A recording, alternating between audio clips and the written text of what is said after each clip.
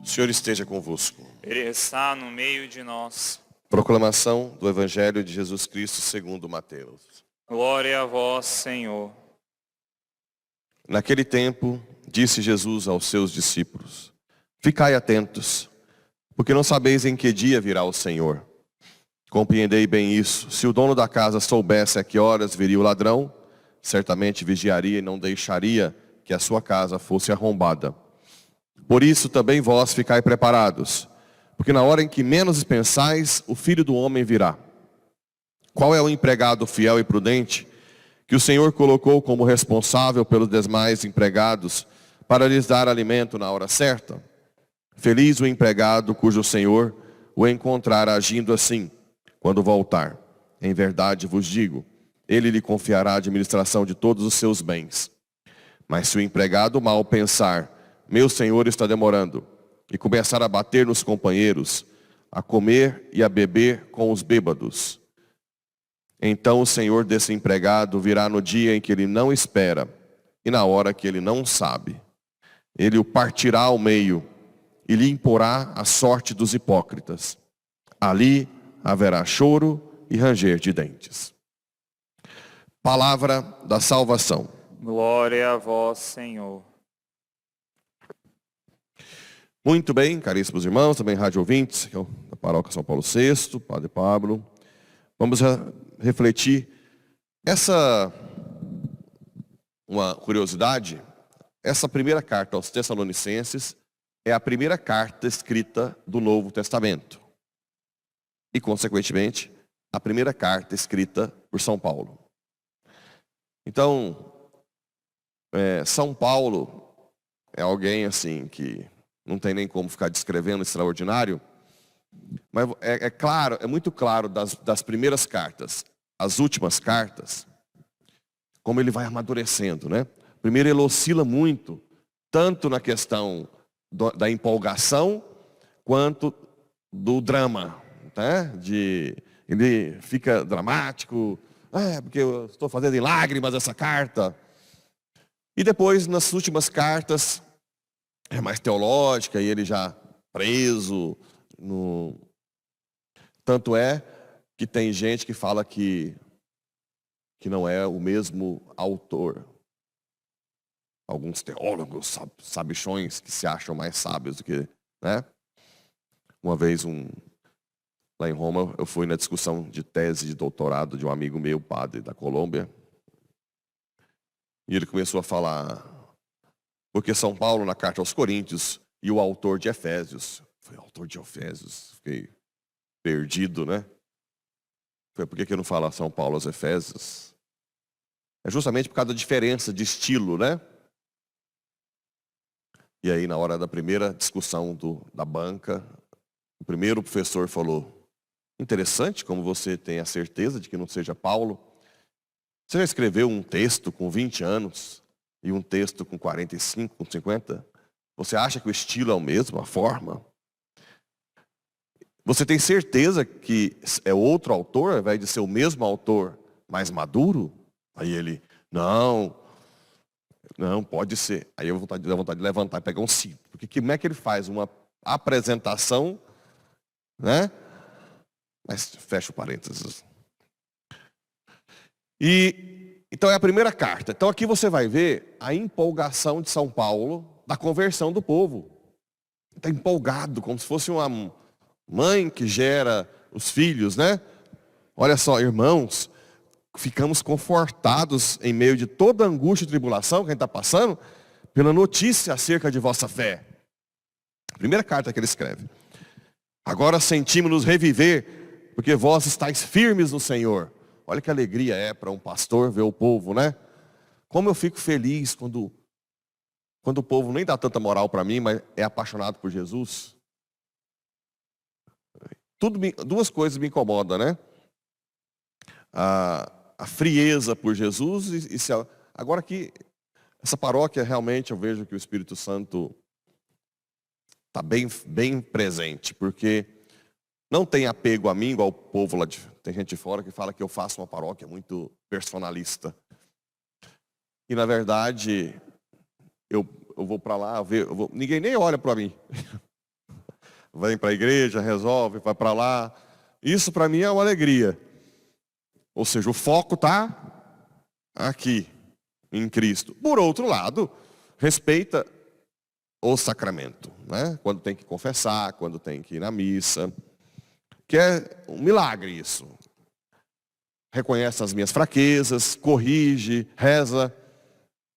Isso é um dom de Deus. Não tem como acontecer isso sem a graça, né? Até para mim também tem que ser um dom de Deus. Eu saber que eu sou persona Christi aqui, mas na hora que eu termino eu sou um pecadorzinho que está a caminho. Então essa interface também não é fácil, né? Você tem que ter muita graça.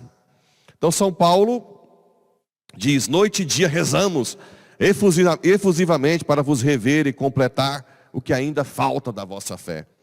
Que o próprio Deus e nosso Pai e nosso Senhor dirijam os nossos passos até vós. Aqui é interessante como ele fala que eu estou morrendo de vontade de ver vocês, como pai, né? O Senhor vos conceda que o amor entre vós e para com todos aumente e transborde sempre mais. O amor, não briga. Que assim ele confirme os vossos corações numa santidade sem defeito aos olhos de Deus, nosso Pai, no dia da vinda de nosso Senhor. Eu faltei a frase mais empolgada, né? Olha o que ele diz. Como podemos agradecer a Deus por toda a alegria que nos invade diante do nosso Deus por causa de vós? Olha, como que eu posso agradecer tanta alegria de saber que vocês estão sendo convertidos, que vocês estão apaixonados por Jesus, que vocês estão alegres? Como é que realmente a alegria do pastor é ver alguém, por exemplo, quando eu vejo, a minha maior alegria é no atendimento, né? Quando eu vejo alguém, tanto que não era de igreja, rasgando o coração na confissão, é uma coisa extraordinária. E também, recentemente, eu estou vendo alguns que já têm caminho de igreja, decolando, né? Até contei um testemunho de uma que já estava aqui na igreja há um tempo, e foi confessar. Começou a confessar, e começou a falar, todo um processo meio assim, teológico. Eu olhei assim e falei, Aí, no final da confissão, eu disse, você está estudando, rezando? Padre, o rosário, a adoração, o catecismo e a Bíblia. Então está explicado. Porque era uma confissão totalmente diferente de uma pessoa que não tem conhecimento, né? Então, isso realmente alegra o coração.